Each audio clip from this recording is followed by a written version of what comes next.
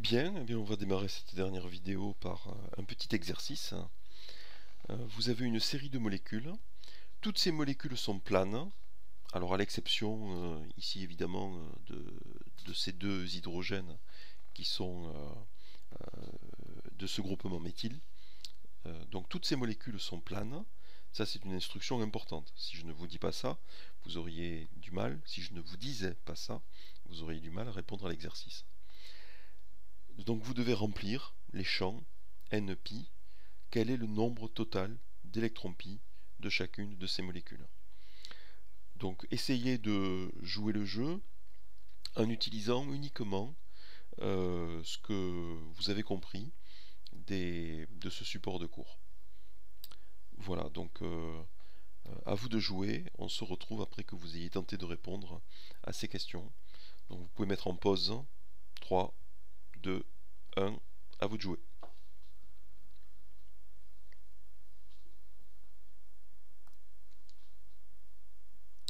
Bon, donc nous voilà de retour. J'espère que vous n'avez pas eu trop de difficultés. Il y a un ou deux cas un peu difficiles. Donc ici, l'éthylène, on l'avait déjà traité. Il y a 2 électrons pi. Là, vous avez un propène. Propène avec 2 électrons pi. C'est un système localisé d'ailleurs. Ici, vous avez 4 électrons pi avec une alternance liaison pi, liaison sigma, liaison pi. Le benzène, on l'avait déjà traité. Il y a 6 électrons pi. Alors un cas un peu plus difficile. Un cas un peu plus difficile puisque ici vous avez une liaison pi entre les deux carbones et une liaison et un doublé non liant sur l'azote qui n'est pas représenté ici mais que vous avez complété, j'espère. J'espère que ça vous a sauté aux yeux qu'il manquait le doublé non liant. Donc ce doublé là, et bien puisqu'on a un azote qui est plan, ces 3 liaisons sigma appartiennent au plan et les 2 électrons du doublé non liant n'ont la place que dans l'orbital perpendiculaire au plan de la molécule. Donc ce doublé est aussi, appartient lui aussi au système pi. Donc ça nous fait 4 électrons pi. Ça c'est ce qu'on appelle le cation, le composé d'à côté, c'est le cation allyle, ici. Donc on a un carbocation. Donc là il y a une charge plus, de toute façon il n'y a pas d'électrons. La molécule est plane. C'est un système à 2 électrons pi. Je vais vous dessiner à côté l'anion allyle. Un petit composé simple.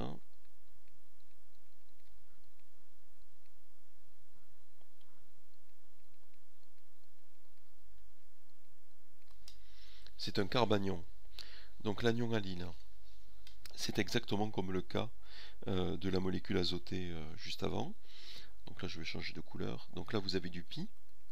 Ça c'est du pi. Et la charge négative ici, donc normalement lorsque vous avez un carbone, le carbone il a 4 électrons. Il s'est servi de 3 de ces électrons pour faire des liaisons sigma dans le plan. Donc il lui reste un électron qui occupe l'orbital P perpendiculaire au plan, puisque toute la place est déjà prise dans le plan. Il lui reste un électron qui occupe l'orbital P perpendiculaire au plan, et cet électron est apparié avec l'électron supplémentaire de la charge négative. Donc ici, cette charge négative, cet électron supplémentaire, plus l'électron du carbone, se retrouve apparié dans l'orbital. Donc ils se retrouvent tous les deux dans l'orbital perpendiculaire au plan. Donc ça nous donne 2 électrons pi supplémentaires et il y a 4 électrons pi dans ce composé.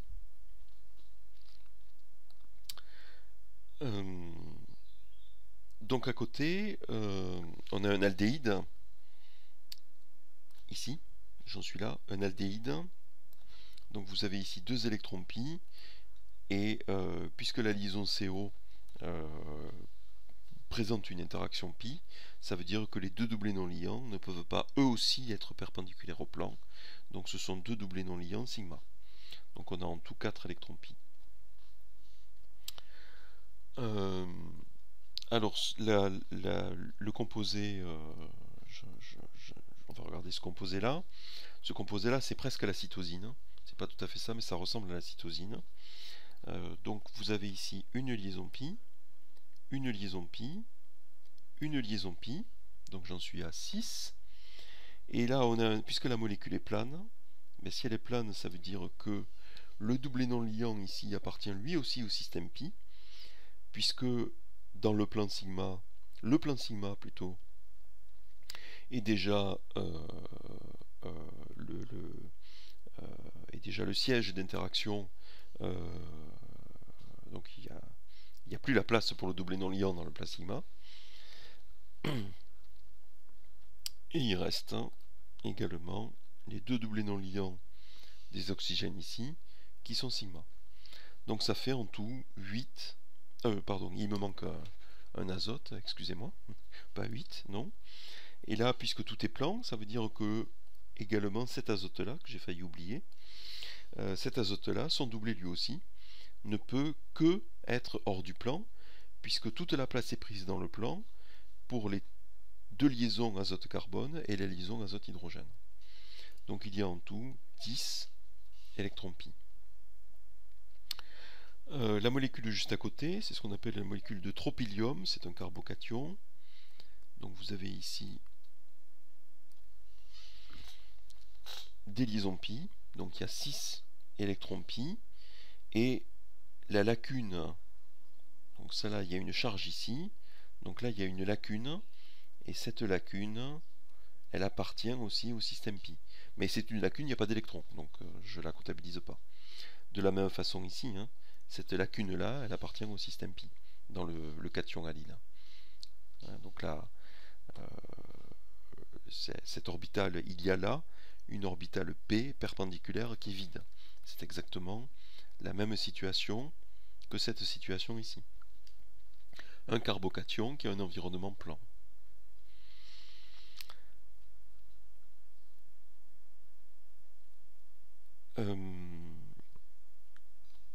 On va regarder ce composé ici, c'est l'anion cyclo-penta-diényle.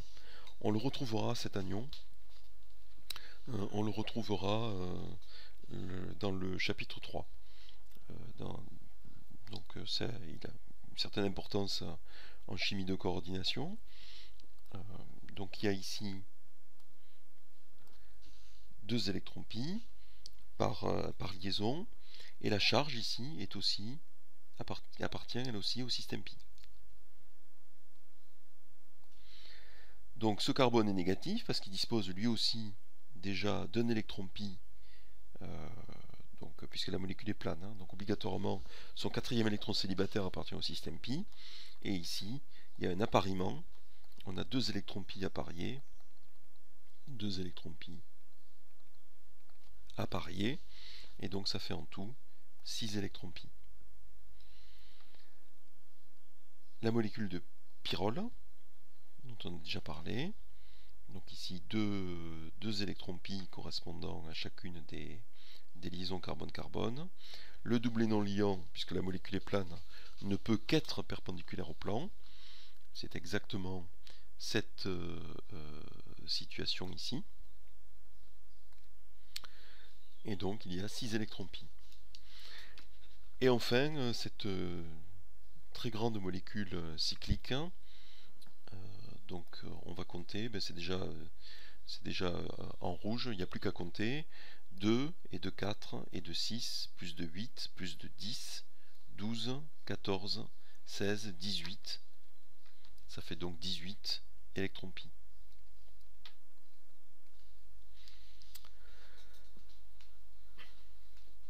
Voilà, donc c'est important, hein, savoir compter les électrons en chimie, et savoir en particulier compter les électrons pi. Ça n'est pas qu'un exercice formel, c'est vraiment d'une très grande importance.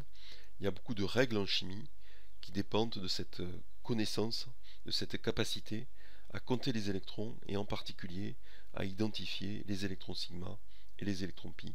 Et ça, vous le reverrez, on le reverra ensemble, on le verra ensemble, on va le découvrir ensemble dans le chapitre 3 de ce cours. Donc encore une fois, vous avez le site web VChem3D, où vous pouvez revoir de près, je vais vous le montrer, vous pouvez revoir de près différentes situations d'un atome d'azote. Donc ici, vous pouvez voir aussi la position des doublés non liants. Donc l'ammoniac, l'exemple typique, l'atome d'azote n'a pas d'environnement plan, donc il n'y a pas de question à se poser, il n'y a pas d'électron pi dans ce cas-là. Et le doublé non liant appartient lui aussi au système sigma, et on a un azote qui est de type AX3E. Ici aussi, il n'y a pas de question à se poser, dans le cas de la pyrrolidine. La molécule, l'environnement autour de l'atome d'azote n'est pas plan, il n'y a aucune interaction pi, on n'a que des carbones qui ont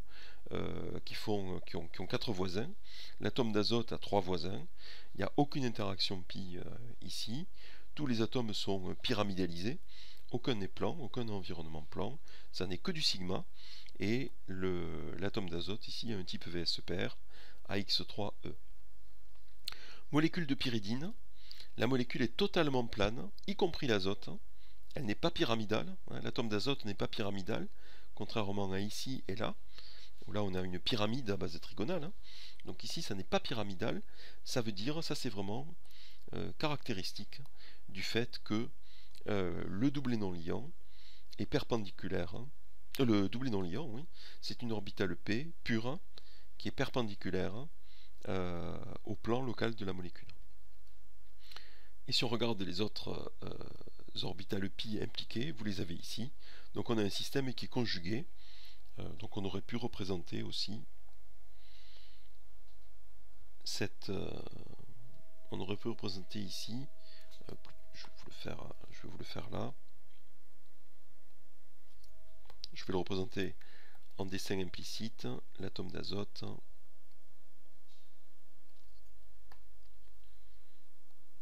Voilà, donc la molécule de pyrrole, on aurait pu la représenter ainsi.